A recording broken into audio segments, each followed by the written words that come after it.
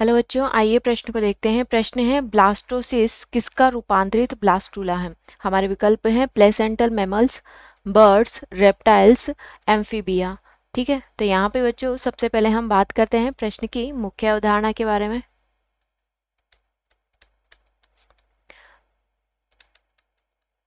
प्रश्न की मुख्य अवधारणा, ठीक है, तो यहाँ पे प्रश्न की मुख्य अवधारणा है कि जो ब्लास्टूला होता है वो यूथीरियन और मेटाथीरियन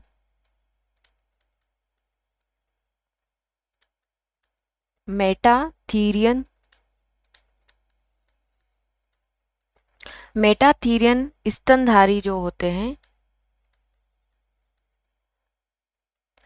उनका जो ब्लास्टूला होता है, ब्लास्टूला को हम क्या बोलते हैं, ब्लास्टोसिस्ट बोला जाता है।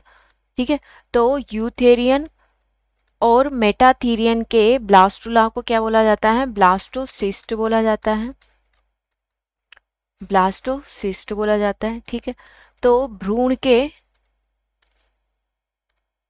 यहाँ पे क्या लिखेंगे हम, भ्रूण की सभी कोशिकाएं, इसमें क्या होती है, भ्रूण की सभी कोशिकाएं एक समूह के रूप में पाई जाती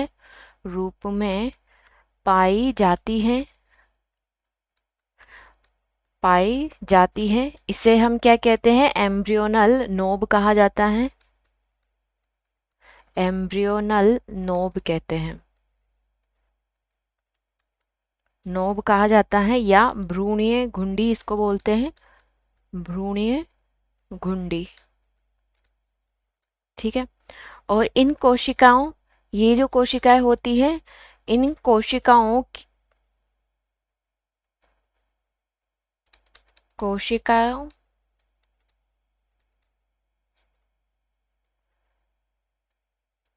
के आवरण, ठीक है, जो एम्ब्रियोनल नोब होती है वो कोशिकाओं के आवरण से घिरी रहती है,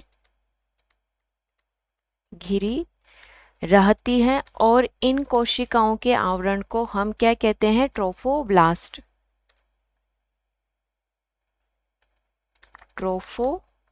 बोला जाता है, ट्रोफोब्लास्ट। ठीक है, तो यहाँ पे प्रश्न के विकल्प देखते हैं हम। विकल्प हमें क्या दिया हुआ है, विकल्प ए दिया हुआ है प्लेसेंटल मैमल्स, यानी कि क्या हो गई है, स्तनधारी। ठीक है, तो अभी हमने पढ़ा कि ब्लास्टोसिस किसका रूपांतरित ब्लास्टूला होता है, तो स्तनधारियों का, मेटाथीरियन या यूथीरियन, तो ये हमारे प्रश्न का सही विकल्प होगा। बर्ड्स का जो ब्लास्टूला होता है वो ब्लास्टोसिस का रूपांतर नहीं होता है, तो ये हमारे प्रश्न का विकल्प नहीं होगा। रेप्टाइल्स भी नहीं, और एम्फीबिया भी हमारे प्रश्न का विकल्प नहीं होगा, क्योंकि इनका जो ब्लास्टूला होता है वो ब्लास्टोसिस का रूपांतर नहीं होता है। तो हमारे प्रश्न का विकल्प ए सही विकल्प होगा। आशा करती हूँ आप इसे अच्छी तरह समझ गए होंगे। धन्यवाद।